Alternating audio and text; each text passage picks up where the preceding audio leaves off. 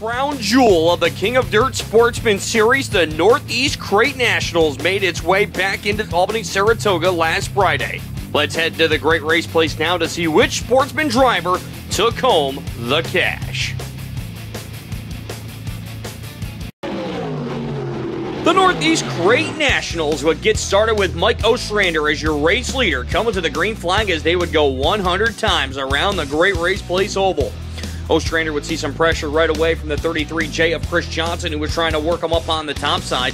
Johnson would nose how to head down the backstretch, and on lap number 5, he would cross the line first, being your new race leader in that Johnson Family Racing car number 33 machine. KOD point leader Connor Cleveland looking to work his way up through the field as he caroms up on the outside lane. Adam Pierson and Cody Bleau trying to work their way up along with Rocky Warner as well. Cleveland would see some trouble. He'd get hooked on the 14 of Chad Edwards and then have some trouble as he'd go around up on the outside of turn number 2, collects JaMike, Sowle, Chris Stevens, and Andrew Buff, and even David Schilling as well, as that would bring out the yellow. Off the restart, Johnson would go away, and now it was time for the Perillo Services car number 22 of Tim Hartman Jr. to work his way towards the front.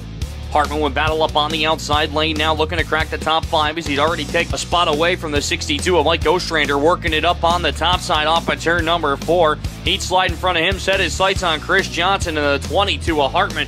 Just a faster car on the racetrack, really working the top side. He would be your new race leader.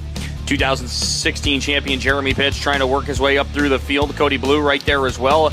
As on the inside, Michael Sabia looked to make a move, almost going 4 wide with Jason Gray and the 27 of Derrick McGrew that time up off the corner. As now a couple of the Bear Ridge regulars going to bear down, no pun intended, on the 33J of Chris Johnson as Adam Pierson tries the crossover move, gets into the front end of Jason Gray down the back straightaway.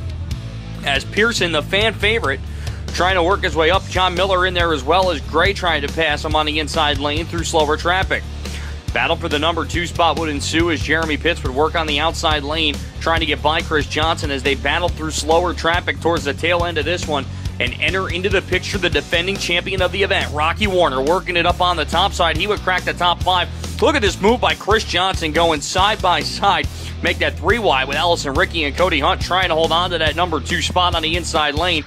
He would have it, and then a little bit of trouble off the corner. Adam Pierson gets jingled up but keeps it rolling. Nevertheless, that would bring yellow out. Off the restart, one last shot for Chris Johnson, but Tim Hartman going to drive away from him, and then Rocky Warner would mount the challenge up and take the number 2 spot away with just a handful of laps to go, but there was no way he was going to catch Tim Hartman Jr. as for the second time in his career, Hartman is the Northeast Crate Nationals champion. Rocky Warner would finish in second, Chris Johnson third, Jeremy Pitts fourth, and Adam Pierson would round out the top 5.